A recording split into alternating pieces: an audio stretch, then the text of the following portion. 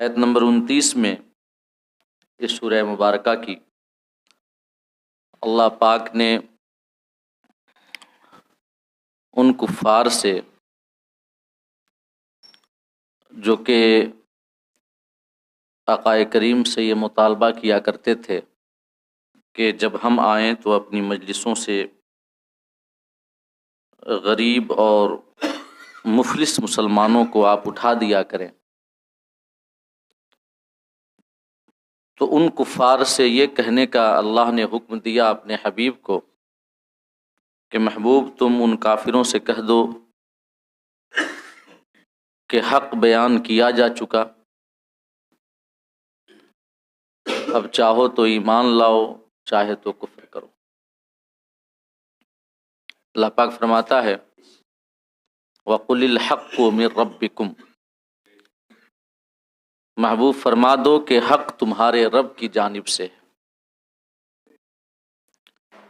فَمَن شَاءَ فَلْيُؤْمِن وَمَن شَاءَ فَلْيَكْفُرْ، تو تم میں سے جو چاہے ایمان لائے، جو چاہے کفر کرے۔ ایمان لانے میں تمہارا فائدہ ہے، کفر کرنے میں تمہارا خسارہ ہے۔ اب اس کے بعد اللہ پاک نے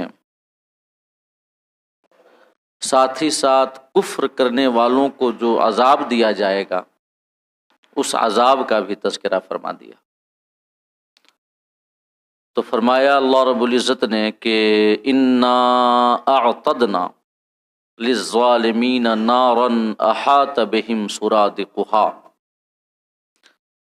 کہ اگر کفر کرو گے تو یاد رکھنا کہ ہم نے ظالموں کے لیے، اور مراد ہے کافروں کے لیے، کیونکہ سب سے بڑا ظلم کفر اور شرک ہے، ہم نے ظالموں کے لیے ایک ایسی آگ تیار کر رکھی ہے جس کی دیواریں انہیں چاروں طرف سے گھیر لے گی۔ آگ کی تعریف اور اللہ رب العزت نے اس آگ کی وضاحت کہہ لیں ایسے بیان کی، اس کی ایک صفت یہ بیان کی کہ احاط بہم سرادقها، سرادق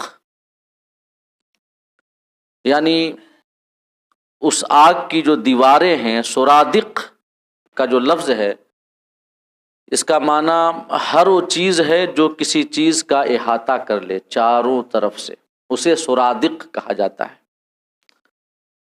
خواہ وہ دیوار ہو چہار دیواری، خواہ وہ خیمہ کی جو تنابیں ہوتی ہیں جو چاروں طرف سے وہ احاطہ کیے ہوئے ہوتی ہیں، تو ان کو بھی سرادق کہا جا سکتا ہے، کیونکہ وہ بھی چاروں طرف سے جو خیمہ کی تنابیں ہوتی ہیں اور ان کا جو ٹینٹ ہوتا ہے وہ احاطہ کیے رکھتا ہے۔ تو یہاں پر آگ کی صفت بیان کی اللہ پاک نے کہ احاط بہم سرادقها، کہ اس آگ کی جو دیواریں ہوں گی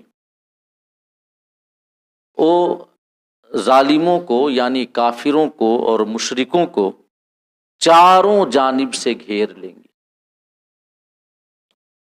اور وہ دیواریں کتنی موٹی ہوں گی،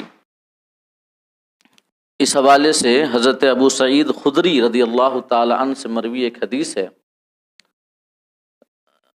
ترمذی کے اندر وہ حدیث بیان کی گئی ہے۔ وہ روایت کرتے ہیں کہ سرادق سے مراد ایسی دیواریں ہیں جن کی موٹائی 40 سال کی مسافت کے برابر ہے۔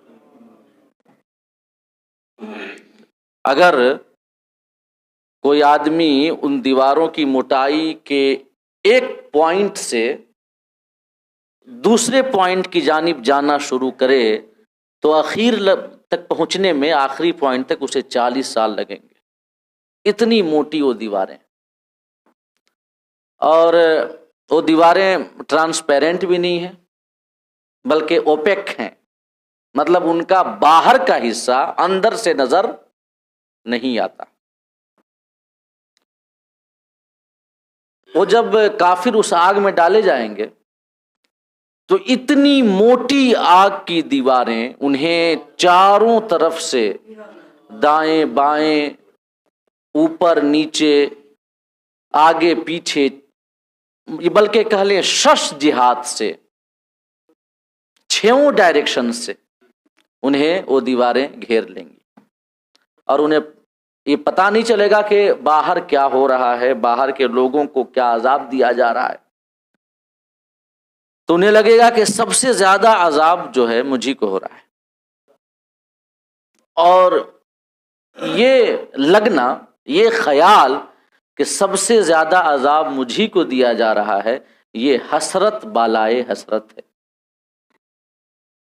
کیونکہ حقیقت یہی ہے کہ انسان جب خود کسی مصیبت میں گرفتار ہوتا ہے اور اگر دوسرے کو دیکھتا ہے کہ وہ بھی اسی مصیبت میں گرفتار ہے تو کچھ سکون آتا ہے. یہ انسان کی فطرت ہے. اور اگر یہ دیکھتا ہے کہ کسی دوسرے کے پاس زیادہ مصیبت ہے مجھ سے تو اور زیادہ سکون آتا ہے. اور اس دنیا کے اعتبار سے جب ہم یہاں ہیں تو صبر و شکر کے لیے یہ دیکھنا ضروری ہے کہ ہماری مصیبت سے زیادہ کسی اور کے پاس مصیبت ہے کہ نہیں ہے. اگر اس اعتبار سے دیکھا جائے تو یہ محمود ہے. مطلب اس اعتبار سے اگر آپ دیکھیں کہ انسان جس تکلیف میں خود مبتلا ہوتا ہے دوسروں کو اسی تکلیف میں دیکھتا ہے تو اسے سکون ملتا ہے، تو وہ تو ایک بری صفت ہے. لیکن صبر حاصل کرنے کے حوالے سے، اللہ کا شکر کرنے کے حوالے سے یہ بات اہم بھی ہے کہ اپنی مصیبتوں کو دیکھیں تو چاہیے کہ یہ نظر کسی دوسرے کی مصیبت پہ ڈالیں کہ اس کی مصیبت مجھ سے زیادہ ہے تو خود صبر بھی آ جائے گا اور اللہ پاک کا شکر بھی کریں گے کہ مولا مجھے اتنی بڑی مصیبت تو نے نہیں دی. شیخ سعدی نے اپنا ایک واقعہ بیان کیا ہے کہ علم حاصل کرنے کے زمانے میں جب وہ علم حاصل کر رہے تھے تو ایک بار ایسا ہوا کہ انہیں جوتے بھی میسر نہیں تھے اور ننگے پاؤں چل رہے تھے. وہ ننگے پاؤں رہا کرتے بغیر جوتوں کے. تو مسجد میں گئے اور ان کا دل جو تھا نا اللہ کی بارگاہ میں شکایتوں سے بھرا ہوا تھا کہ مولا میں علم دین سیکھ رہا ہوں، علم حاصل کر رہا ہوں اور ہماری تنگ دستی کا یہ عالم ہے کہ مجھے جوتے تک میسر نہیں ہے. تو مسجد میں گئے اور جا کر کے غم و اندوہ کی کیفیت میں شکایتانہ انداز میں لیٹ گئے. اتنے میں ان کی نگاہ مسجد سے باہر ایک شخص پہ پڑی جس کے پاؤں ہی نہیں تھے، اس کے پیر ہی نہیں تھے. تو جب یہ دیکھا جناب شیخ سعدی نے تو انہوں نے اللہ کا شکر ادا کیا کہ مولا ہمارے پاس تو خالی چپل نہیں ہے، جوتے نہیں ہیں، اس بندے کے تو پاؤں ہی نہیں ہیں. تیرا شکر ہے کہ میرا حال تو نے اس سے اچھا بنایا ہے. تو یہ صفت جو ہے اس اعتبار سے محمود ہے کہ اپنی مصیبت و تکلیف پر صبر کرنا ہو تو چاہیے کہ دوسروں کی مصیبت کو دیکھیں اور اپنی نعمت پر جو اللہ نے ہمیں دی ہے اس پر شکر کرنا ہو تو اسے چاہیے کہ دیکھیں کہ دوسرے کو وہ نعمت میسر نہیں ہے. اسی وجہ سے کہا جاتا ہے کہ آرام و آسائش کے حوالے سے نیچے کی جانب دیکھنا چاہیے اور مصیبت اور تکلیف کے حوالے سے اپنے سے اوپر والے کو دیکھنا چاہیے. جو ہمیں ملا ہے اگر ہم نیچے کی جانب کسی کی جانب دیکھیں کہ اس کو وہ چیزیں نہیں ملی ہیں تو ہم اللہ کا شکر ادا کریں گے. اور جو ہمیں مصیبت ملی ہے اگر اوپر کی جانب دیکھیں، اوپر سے مراد کسی ایسے کو دیکھیں جس کو زیادہ مصیبت ہے تو صبر آ جائے گا. تو صبر و شکر کے حوالے سے دوسروں کو دیکھنا مصیبت یا آسائش کے حوالے سے ضروری ہے اور یہ محمود ہے. لیکن اس حوالے سے کہ مطلب سکون ملے تو اس اعتبار سے وہ صفت یہ مذموم ہے. ایک اعتبار سے دیکھا جائے تو مطلب ہلکا سا ڈیفرنس ہے، ہلکا سا فرق ہے. تو ان جہنمیوں کا حال کیا ہوگا کہ چاروں جانب سے بلکہ چھوں جانب سے کہہ لیں انہیں ایسی آگ کی دیواریں گھیرے ہوئے ہوں گی جن کی جو موٹائی ہوگی وہ 40 سال کی مسافت کے برابر ہوگی، اور باہر وہ کچھ دیکھیں گے نہیں۔ تو اس وقت انہیں یہ محسوس ہوگا اور لگے گا کہ مولا سب سے زیادہ عذاب مجھی کو دیا جا رہا ہے، اور جب یہ خیال ان کے دل میں آئے گا کہ سب سے زیادہ عذاب مجھی کو ہے تو یہ ان کی حسرت میں اور اضافہ کرے گا۔ تو فرمایا احاط بہم سرادقها، کہ اس آگ کی دیواریں انہیں گھیر لیں گی، اور دیوار اسی طرح ہوگی۔ اور ایک تفسیر یہ بیان کی گئی ہے کہ آگ کا دھواں انہیں چاروں جانب سے گھیر لے گا۔ دھواں، سرادق کی ایک تفسیر دھواں سے بھی کی گئی ہے، اور وہ دھواں اتنا موٹا ہوگا کہ باہر کی جانب انہیں کچھ نظر نہیں آئے گا، اور اس کی وجہ سے آگ کے شعلوں میں اور اضافہ ہی ہوگا۔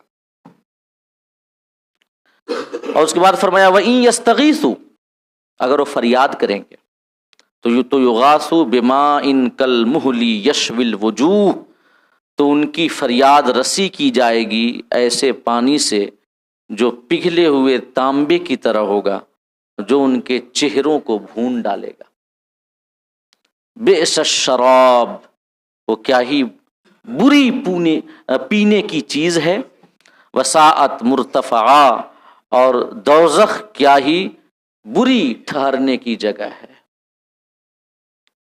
تو اس میں جہنم کے عذاب کے حوالے سے ذرا ہلکا سا اشارہ کیا گیا ہے، محض کہ آدمی غور کرے اور اپنے آپ کو اعمال صالحہ کے ذریعے، استغفار کے ذریعے، اللہ کی بارگاہ میں رو کر دعاؤں کے ذریعے جہنم سے پناہ اور جہنم سے امان اللہ پاک سے وہ طلب کرے۔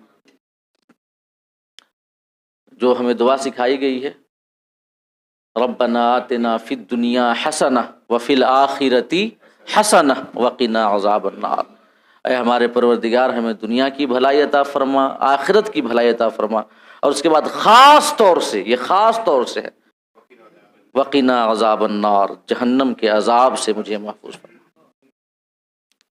آخرت کی بھلائی کیا ہے؟ مطلب دنیا کی بھلائی کی ایک تفسیر یہ کی گئی ہے کہ اعمال صالحہ کی توفیق عطا فرما۔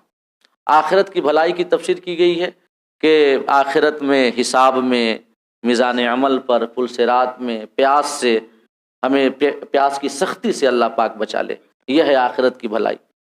تو جب دنیا بھلی ہو جائے، ایسے ہی مان لیں کہ اللہ پاک نے اعمال صالحہ کی توفیق دے دی، آخرت بھلی ہو جائے، آخرت کی بھلائی مل جائے، ایسے کہ میزان پہ اللہ رب العزت نے کرم سے نوازا، اور پل صراط پار کرنے پہ اللہ نے اپنے کرم سے نوازا، اس دن کی گرمی اور خوفناکی سے اللہ نے بچایا، حساب کتاب میں آسانی کی، یہ سب بھلائیاں تو مل ہی گئیں، تو پھر الگ سے جہنم کی آگ سے آزادی اور جہنم کی آگ سے پناہ مانگنے کا کیا مطلب ہے؟ کہ جب اعمال صالحہ ہیں، آخرت میں حساب کتاب میں آسانی ہوئی، تمام معاملات بہتر ہوئے، تو پھر یہ کہ جہنم سے بچا، جب یہ تمام چیزیں اچھے طریقے سے نبھ جائیں اور گزر جائیں، تب تو جہنم سے امان مل ہی جانا تھا، تو الگ سے کیا ضرورت تھی کہنے کی کہ وقنا عذاب النار، کہ مولا ہمیں جہنم کی آگ سے بچا۔ تو اس حوالے سے علماء فرماتے ہیں کہ اس کی وجہ یہ ہے کہ تمام دنیاوی بھلائیاں اعمال صالحہ کی صورت میں بجا، حساب کتاب میں آسانی، گرمی سے حفاظت، پیاس کی شدت سے حفاظت، میزان پہ آسانی، پل صراط پہ آسانی، بجا، تمام چیزیں مل گئیں، لیکن جہنم کی آگ سے حفاظت سوائے رب کے فضل کے علاوہ کسی اور چیز سے نہیں ہو سکتی۔ تو وقنا عذاب النار کے ذریعے اللہ پاک ہمیں تعلیم دیتا ہے کہ ہم سے ہمارا فضل مانگو کہ مولا محض اپنے فضل سے ہمیں تو جہنم کی آگ سے بچا لے، ورنہ اگر وہ عدل کرنے پہ آ جائے تب تو کوئی نہیں بچا سکتا۔ اس حوالے سے ایک شخص کا واقعہ غالباً میں نے پہلے بھی مہینوں پہلے یہ واقعہ، جب اس قسم کا مضمون آیا تھا تو میں نے بیان کیا تھا کہ ایک شخص تھا جس نے ایک ٹاپو پہ، ایک جزیرے پہ 300 سال تک اللہ پاک کی عبادت کی، اور چاروں جانب سے سمندر ہے، اس کا کھارا پانی ہے اور ایک چھوٹا سا جزیرہ ہے۔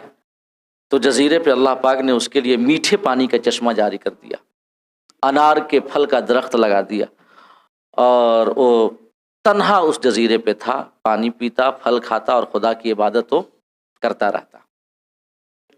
اب یہ گناہ زیادہ تر تو لوگوں سے میل جول اور معاشرے میں رہنے کی وجہ سے ہوتے ہیں، اور وہ تنہا، کچھ معاملہ نہیں تو کیا گناہ کرتا، اس کے پاس گناہ کرنے کے ظاہری ذرائع بھی موجود نہیں، اسباب بھی کچھ نہیں، تو وہ بندہ محض عبادت میں لگا رہا، عبادت میں لگا رہا۔ جب اس کی موت ہوئی تو اللہ کی بارگاہ میں اسے پیش کیا گیا۔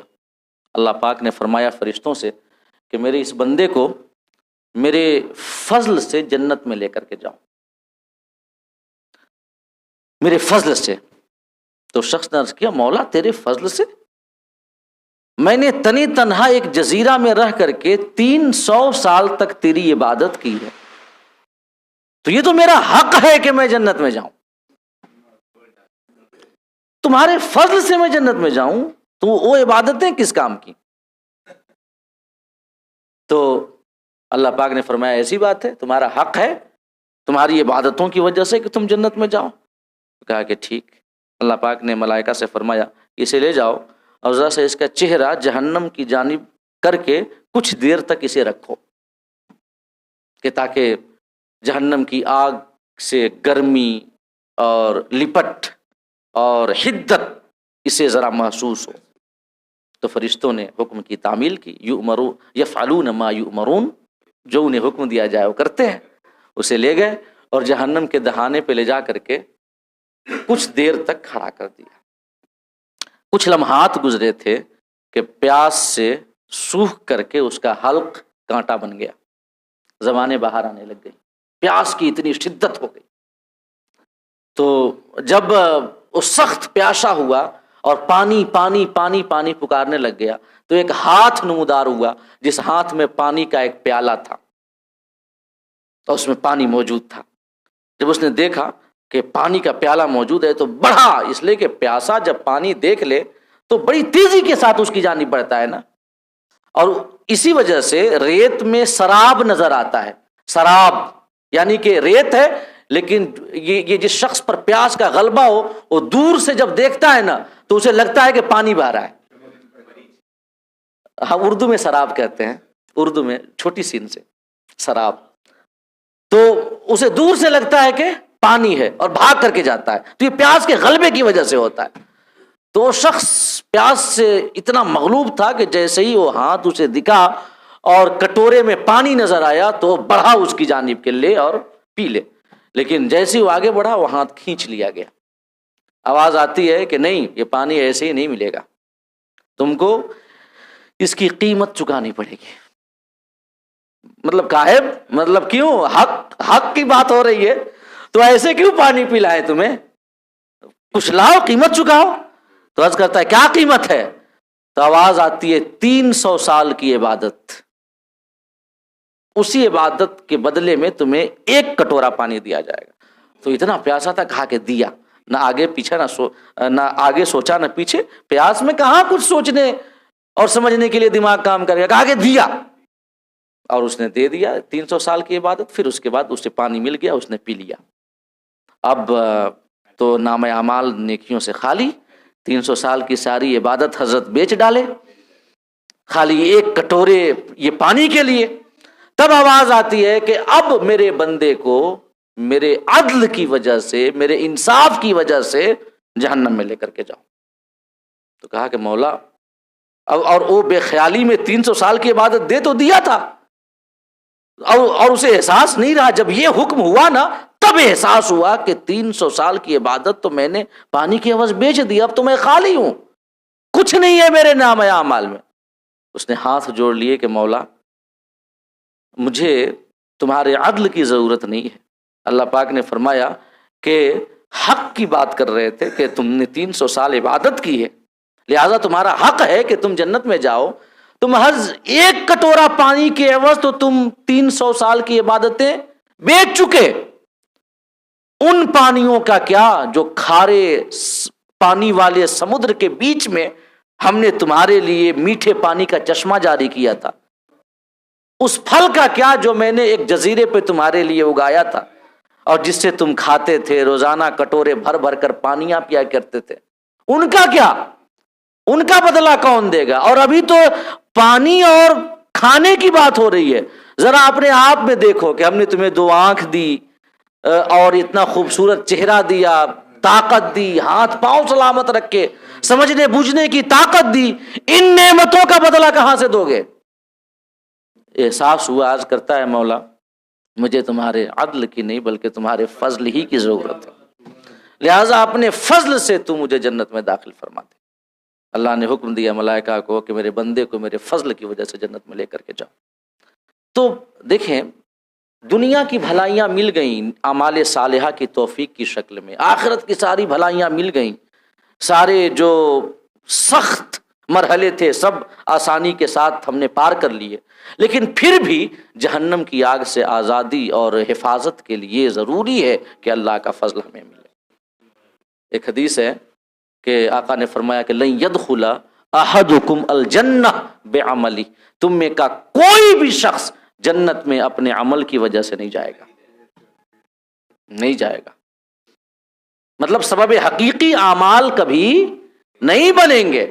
ہاں یہ اعمال فضل الہی ملنے کے ظاہری اسباب ہیں, ظاہری اسباب ہیں کہ فضل الہی ہمیں اعمال کی وجہ سے ملتا ہے, اللہ کا کرم ہماری جانب متوجہ ہوتا ہے.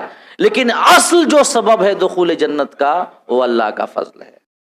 اعمال جو ہیں یہ سبب ہیں اس فضل کے عطا ہونے کے لیے. اب جب بتائیے اعمال سبب ہیں عطا ہونے کے لیے فضل الہی کے, تو سراپا فضل الہی ہمارے آقا کی ذات ہے. سمجھ میں کہنا کیا چاہتا ہوں؟ رحمت الہی سراپا آقا کی ذات ہے. وما ارسلناک الا رحمت للعالمین. جنت میں داخل ہونے کے لیے ضروری ہے کہ خدا کا فضل ملے.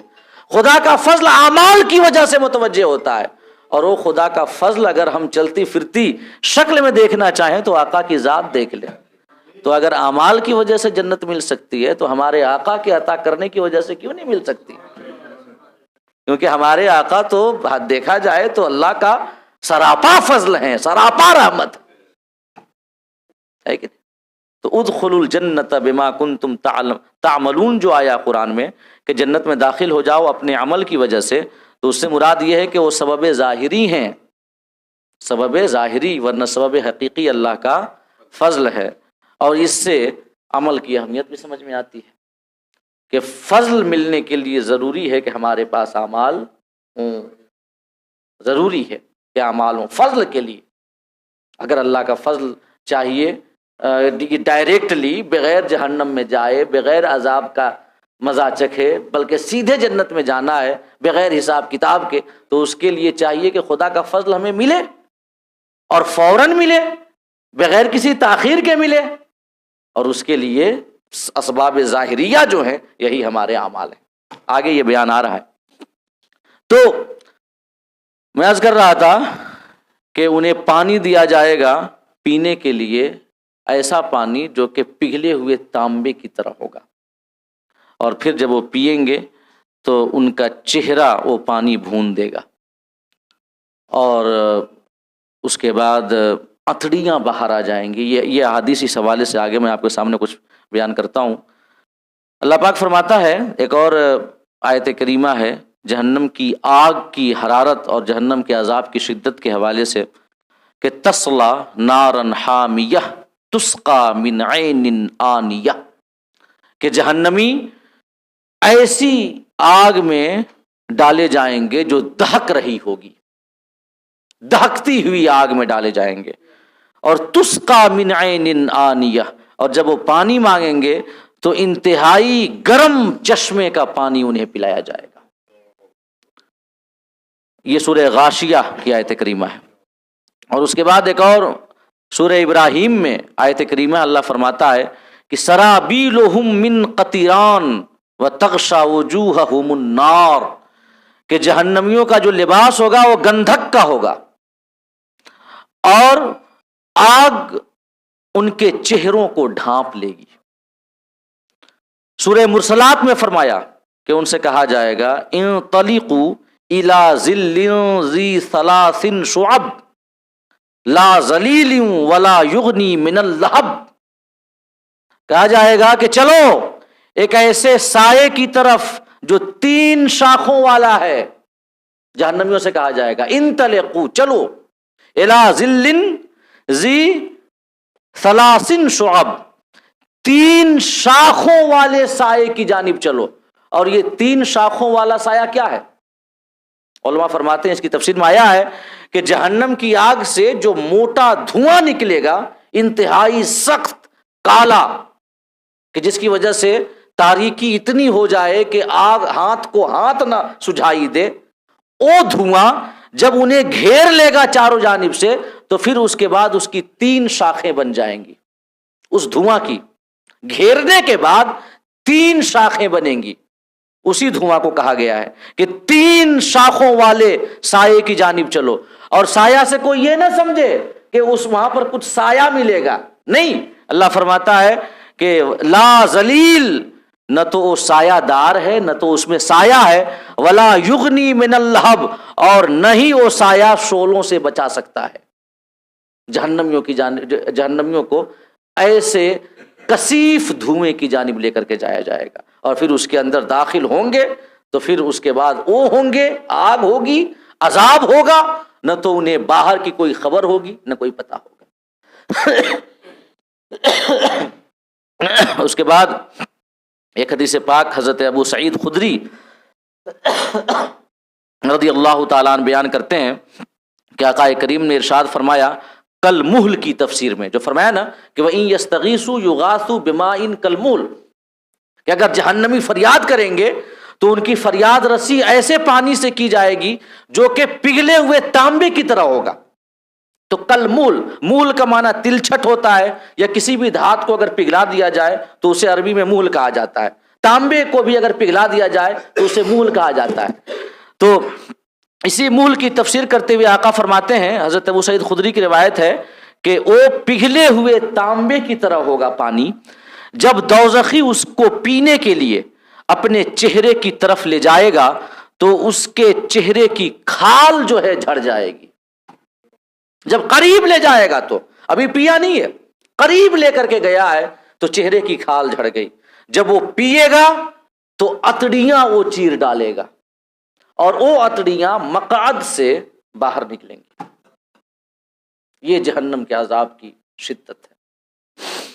اس کے بعد ایک اور حدیث حضرت ابو ہریرہ رضی اللہ تعالیٰ عنہ بیان کرتے ہیں کہ آقا کریم صلی اللہ علیہ وسلم نے ارشاد فرمایا کہ جہنمیوں کے سروں کے اوپر سے گرم پانی انڈیلا جائے گا، اور گرم پانی سے مراد وہ والا گرم پانی نہیں ہے جو ہم لوگ مطلب گرم کر لیں اور ابلنے لگ جائے، نہیں، بلکہ دھات کو جب پگھلایا جائے تو اس وقت جو اس کا تاپمان ہوتا ہے اس سے آپ اندازہ کریں کہ گرم پانی ان کے سروں کے اوپر سے انڈیلا جائے گا، یہاں تک کہ وہ ان کے سر میں چھید کر کے پیٹ تک پہنچ جائے گا، حتیٰ کہ ان کے پیٹ میں جو کچھ ہے اس کو کاٹ ڈالے گا، حتیٰ کہ ان کو ان کے پیروں تک میں گھس کر کے پگھلا ڈالے گا۔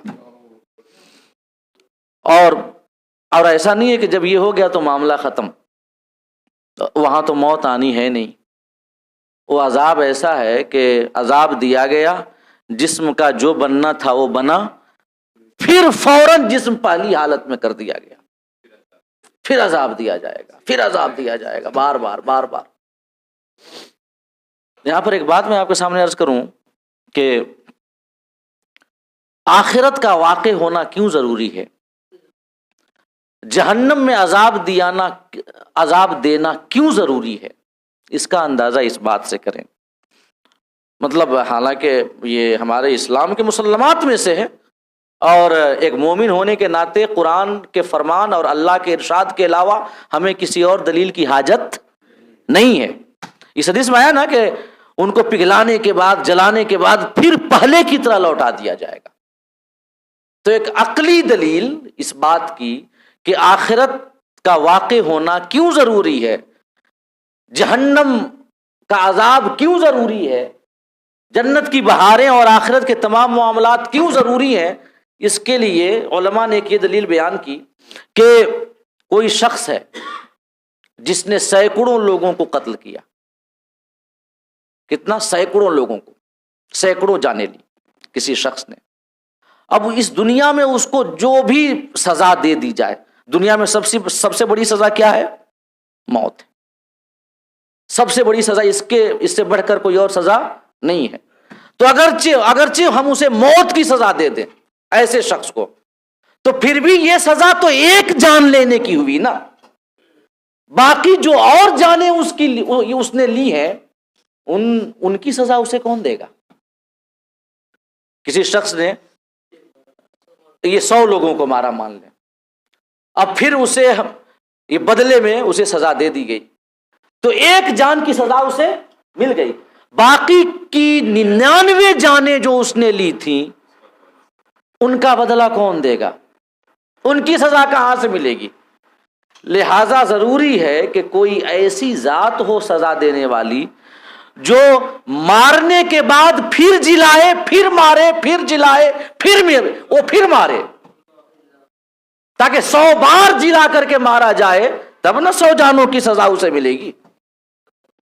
مطلب عقل ہماری یہی کہتی ہے، کسی نے 1000 لوگوں کو مار دیا اور ہم نے اسے بدلے میں ایک بار مار دیا، تو چلیں ایک جان اس نے لی، سزا مل گئی، باقی کے 9999 جانیں تھیں، ان کا کیا؟ ان کا بدلہ اسے کون دے گا؟ لہذا ضروری ہے کہ آخرت قائم ہو اور ایسے لوگوں کو قرار واقعی سزا دی جائے۔ اگر کسی نے 100 جانیں لی ہیں تو 100 جانوں کے برابر اسے سزا دی جائے، 1000 جانیں لی ہیں تو 1000 جان لینے کے برابر اسے سزا دی جائے، ہے کہ نہیں؟ تبھی انصاف کا حق پورا ہوگا نا، اور ضروری ہے کہ مظلوم کو انصاف ملے، کیونکہ اگر مظلوم کا کوئی انصاف نہ ملے تو پھر سمجھ لیں کہ یہ اخلاقیات کے اعتبار سے غلط بات ہے، اور یہ آخرت ہی میں ہو سکتا ہے، یہ ہمارا رب ہی کر سکتا ہے کہ نہیں؟ تو اللہ کے رسول صلی اللہ علیہ وسلم نے ارشاد فرمایا کہ جب وہ پانی ان کی اتڑیاں جلا دے گا، پیر کی ہڈیاں جلا دے گا، گلا دے گا، تو پھر پہلے کی طرف پلٹا دیا جائے گا، پھر دوبارہ ویسا ہی کیا جائے گا۔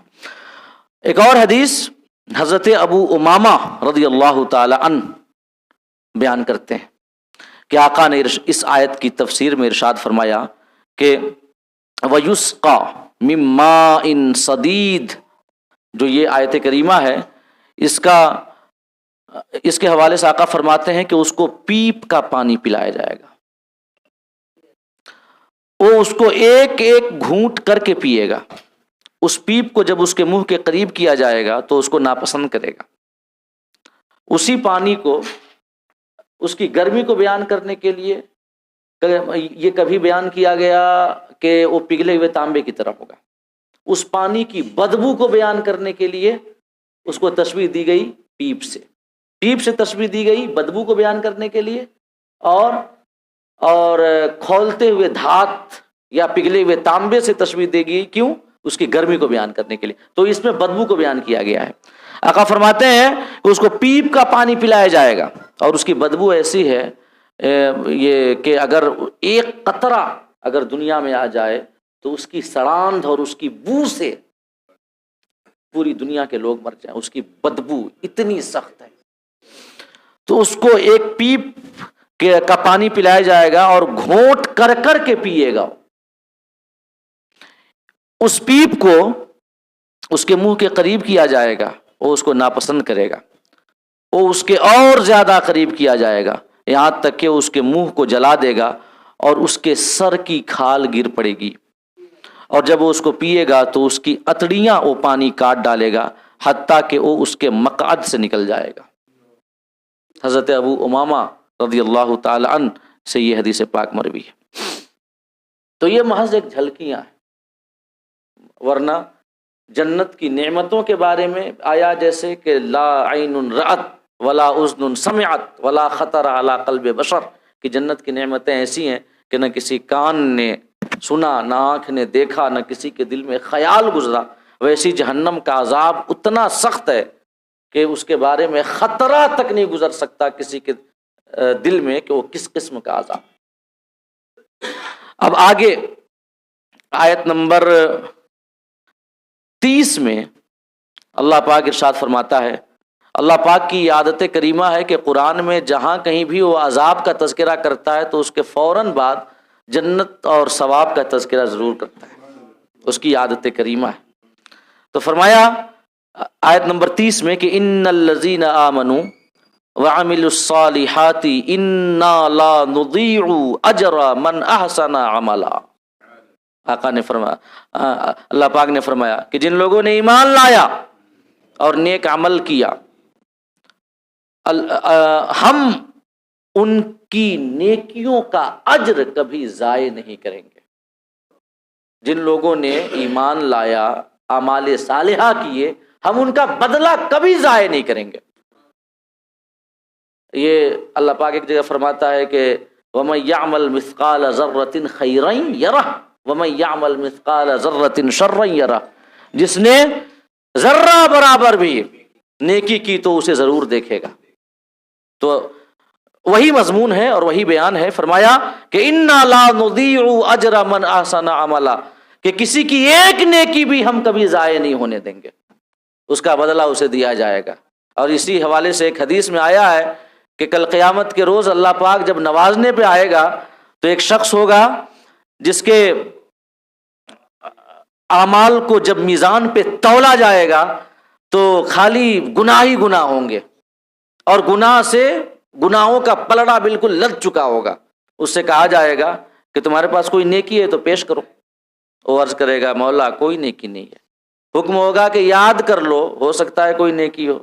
یاد بھی کرے گا پھر بھی اسے کوئی نیکی یاد نہیں آئے گی، اور اس کے لیے فیصلہ ہونے والا ہوگا کہ جہنم میں لے کر کے جاؤ، کہ اللہ پاک اپنے دست قدرت سے ایک پرزہ نکال کر کے بڑھائے گا کہ جس پہ فقط لفظ اللہ لکھا ہوگا۔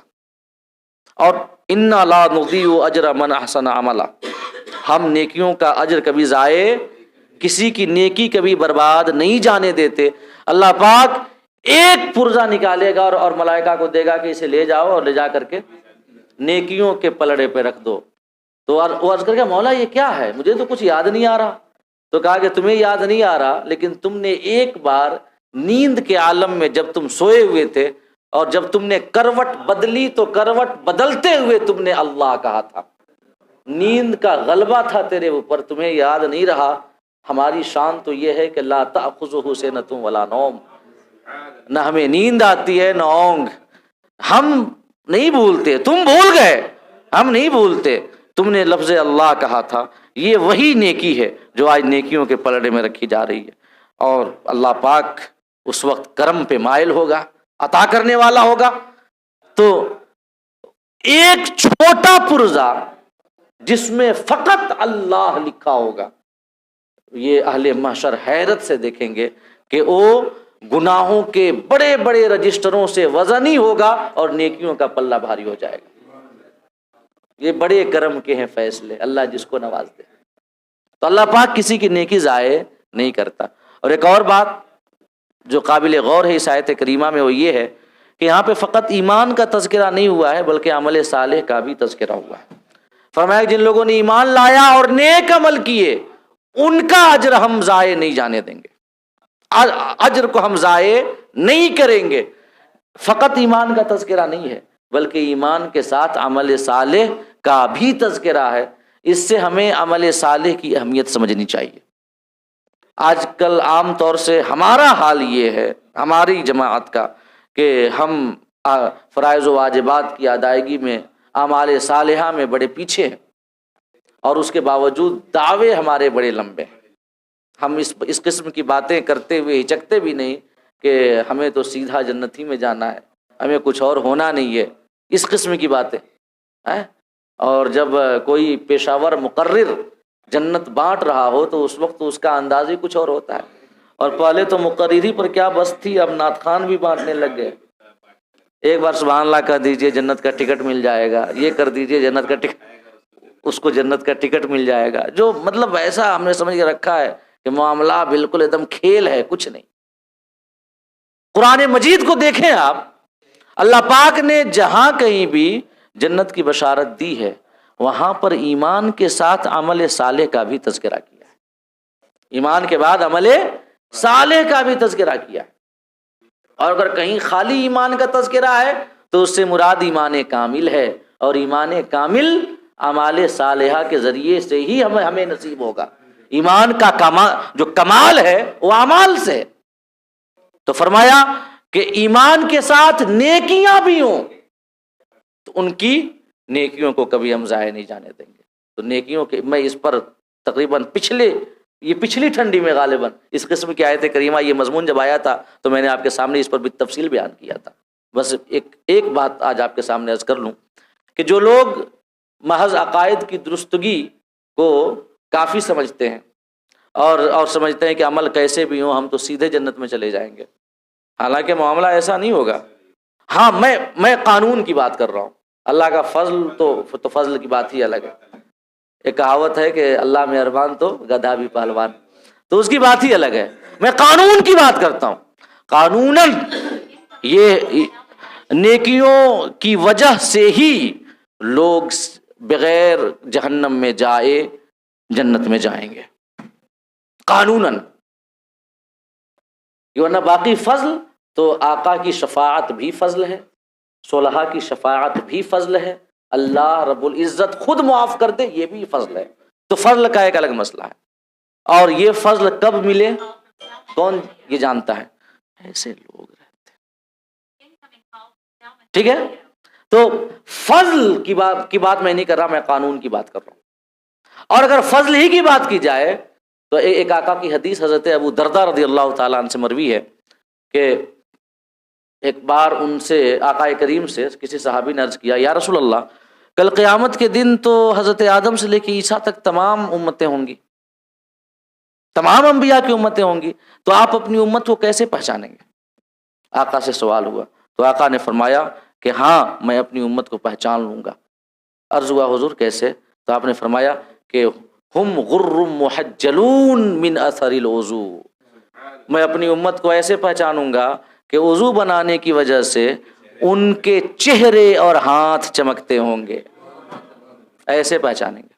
اور اس کے بعد فرمایا اعرفہم بسیماہم فی وجوہہم من اثر السجود, ہم اپنی امت کو ایسے پہچانیں گے, آقا نے فرمایا ایسے پہچانوں گا میں اپنی امت کو کہ ان کی پیشانیوں میں سجدے کی نشانی ہوگی, سجدے کی نشانی ہوگی, ایسے پہچانوں گا. اس کے بعد آقا نے فرمایا ایک اور نشانی بیان کی کہ اعرفہم وہم یؤتون کتبہم بایمانہم, کہ میں اپنی امت کو ایسے پہچانوں گا کہ ان کا نامہ اعمال ان کے داہنے ہاتھ میں دیا جائے گا. نامہ اعمال میں اگر نیکیاں ہی نیکیاں ہوں تب وہ دائیں ہاتھ میں ملے گا, اور اگر گناہ ہی گناہ ہو تو بائیں ہاتھ میں مروڑ کر کے پیٹھ پیچھے دیا جائے گا.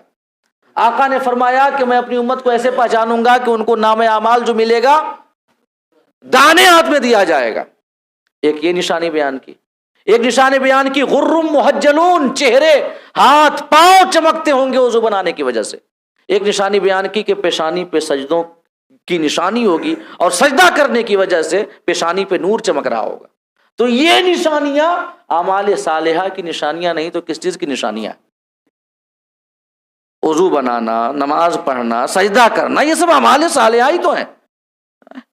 اور ہم ان سب باتوں سے دور رہیں, یہ نشانیاں یہ چمک اپنے اندر نہ پیدا کریں, اور پھر ہم اس خیال میں رہیں کہ ہمیں تو فوراً شفاعت مل جائے گی. تو یہ کیا ہے بتائیں؟ یہ خواب ہے, شرمندہ تعبیر ہو بھی سکتا ہے نہیں بھی ہو سکتا ہے, ہو بھی سکتا ہے, میں یہ نہیں کہتا کہ نہیں ہو سکتا, ہو بھی سکتا ہے نہیں بھی ہو سکتا ہے. یہ بھی ہو سکتا ہے کہ بعد میں جا کر کے ہو, جہنم میں جانے کے بعد, کیونکہ شفاعت کی کئی ساری قسمیں ہیں. اور ذرا باقی باتیں چھوڑیں نا, آقا کریم کے اس فرمان پہ غور کریں کہ آقا نے فرمایا کہ میں اپنی امت کو ایسے پہچانوں گا کہ جب وہ آئیں گے ہماری امت کے افراد اور لوگ تو ان کے ہاتھ پاؤں چمکتے ہوں گے, پیشانی چمکتی ہوگی سجدے کی وجہ سے, نامہ اعمال داہنے ہاتھ میں ہوگا. اسے سمجھتے ہیں کہ آپ کتنا آقا کریم کو اعتماد ہے اپنی امت پہ کہ ہماری امت آئے اور ہاتھ پاؤں اور چہرہ کالا ہو؟ ایسا نہیں ہوگا۔ ان کے نامہ اعمال بائیں ہاتھ میں ہو؟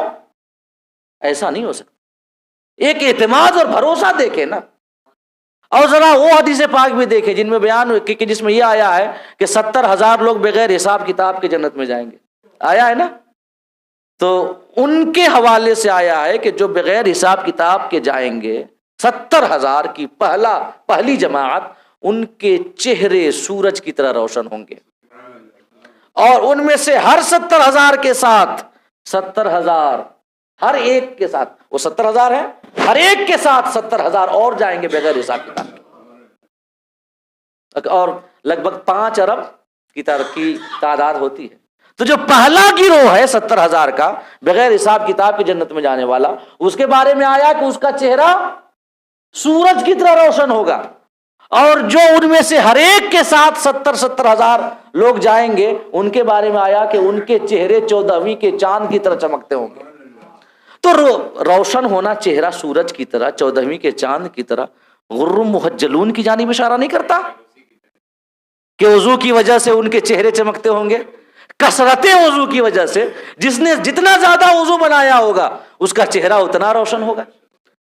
جس نے کثرت کے ساتھ، آقا کی ایک حدیث ہے کہ وضو قیامت کے دن تمہارے لیے نور پیدا کرے گا، لہذا تم میں سے جس سے ہو سکے وہ اپنے نور کو بڑھائے۔ تو جو بہت زیادہ وضو کرنے والے ہوں گے ان کا چہرہ جو ہوگا سورج کی طرح روشن ہوگا، اور وہ پہلا گروہ جو 70,000 کا ہوگا اس کے ساتھ ہوں گے اور بغیر حساب کتاب کے جنت میں جائیں گے، اور جو ان میں سے ہر ایک کے ساتھ 70,000 جائیں گے 14ویں کے چاند کی طرح چمکنے والا ان کا چہرہ ہوگا۔ یعنی کہ پہلے والوں کی طرح وہ اگرچہ وضو نہیں بناتے ہوں گے لیکن وضو بناتے ضرور ہوں گے۔ یہ نہیں کہ ہفتہ گزر گیا اور کبھی وضو نہیں بنایا، یہ بس جمعہ کو بنایا یا 365 دن پہ بنایا، اس وقت چہرے 14ویں کے چاند کی طرح تھوڑی چمکیں گے۔ تو اس سے ہم اعمال صالحہ کی اہمیت کو سمجھ سکتے ہیں۔ اور ایک آخری بات عرض کر دوں، وقت ہو چکا ہے، 4 منٹ یہ بس بچا ہوا ہے۔ امام غزالی نے ایک بات لکھی ہے کہ رب اس جہاں کا اور اس جہاں کا ایک ہی ہے۔ آخری بات ہے، فقط ذرا غور کریں اس پر۔ جو یہاں کا رب ہے وہی وہاں کا بھی رب ہے۔ ایسا تو نہیں ہے نا کہ دنیا کا رب کوئی اور ہے اور آخرت کا رب کوئی اور ہے۔ اور اسی رب کا بنایا ہوا یہ قانون ہے، لیس للانسان الا ما سعی، انسان کو ہم وہی دیتے ہیں جس کی وہ کوشش کرتا ہے، اور یہاں پہ عام ہے دنیا میں بھی اور آخرت میں بھی، انسان کو وہی دیتے ہیں جس کی وہ کوشش کرتا ہے۔ اب دیکھیں کہ اس دنیا میں اللہ کا فضل ہے رزق، اللہ کس کو فراوانی کے ساتھ دیتا ہے رزق اور کس کو تنگی کے ساتھ رزق ملتا ہے، بتائیے۔ جو یہاں محنت کرتا ہے، کوشش کرتا ہے، اللہ پاک اس کو فراوانی کے ساتھ رزق دیتا ہے، اور جو محنت نہ کرے، کوشش نہ کرے تو وہ پھر رزق میں اس کو تنگی ہوتی ہے۔ اللہ پاک اسے رزق دیتا ہے کیونکہ سب کا رزق، یہ رزاق وہ ہے، لیکن تنگی رہتی ہے۔ محنت اگر نہ کرے تو، کوشش نہ کرے تو فراوانی سے رزق نہیں ملتا ہے کہ نہیں ہے؟ تو جب یہاں پہ اس کی یہ عادت جاریہ ہے کہ محنت کرنے والوں کو رزق عطا کرتا ہے، امام غزالی لکھتے ہیں کہ اللہ کے بندے جان لے آخرت میں بھی اس کی یہی سنت جاریہ رہے گی کہ جو محنت کر کے جائیں گے ان کو ملے گا، اور ملے گا مطلب جہنم کے عذاب سے اللہ پاک انہیں بچائے گا، جنت میں ٹھکانہ عطا کرے گا، اور جو گناہ کر کے جائیں گے تو پھر اس سنت جاریہ کے مطابق پہلے عذاب پھر دخول جنت، ہے کہ نہیں؟ تو اعمال صالحہ کی اہمیت کو ہم ضرور سمجھیں، اور فرائض و واجبات اور سنن مؤکدہ سے تو کبھی غفلت نہ برتیں، اور خاص کر نماز کبھی نہ چھوڑیں، کیونکہ تمام فرائض میں سب سے اہم فرض نماز ہے۔ روز محشر کے جاں گداز بود، اولی پرشش نماز بود، پہلا سوال ہوگا اس کے بارے میں، اور پہلے ہی پھنس گئے تو یہ ہے کہ اگر پہلے نہیں پھنسے تو بعد میں بھی آسانیاں ہی آسانیاں ہوں گی، اور اگر پہلے ہی پھنس گئے تو، پہلے ہی سوال کا جواب نہ دے سکے تو تو پھر اس کے بعد والے معاملات بھی بڑے مشکل والے ہوں گے، سختیوں سے بھرے ہوئے ہوں گے۔ تو پہلا سوال جو ہونا ہے اس کی تیاری بھرپور ہونی چاہیے، ہے کہ نہیں ہے؟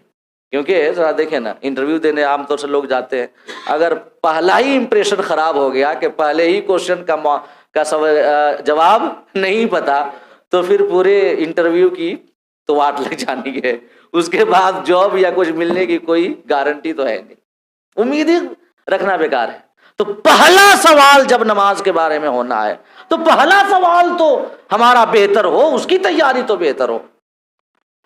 سنت جاریہ کو دیکھیں، یہاں جیسا ہوتا ہے وہاں بھی ویسا ہوگا۔ باقی فضل تو فضل اللہ چاہے جس کو نواز دے، اور ہم اس سے دعا کرتے ہیں کہ مولا ہمیں اپنے فضل سے ہمکنار فرما، اور بغیر حساب کتاب کے ہمیں جنت میں داخل فرما، اور جہنم سے آزادی کا پروانہ عطا فرما۔ آمین۔ وآخر دعوانا ان الحمد للہ رب العالمین۔ اگلی آیت کریمہ میں جنت کی نعمتوں کا تذکرہ ہے، انشاءاللہ اس کے حوالے سے اگلی نشست میں ہم آپ کے سامنے بالتفصیل کچھ باتیں عرض کریں گے۔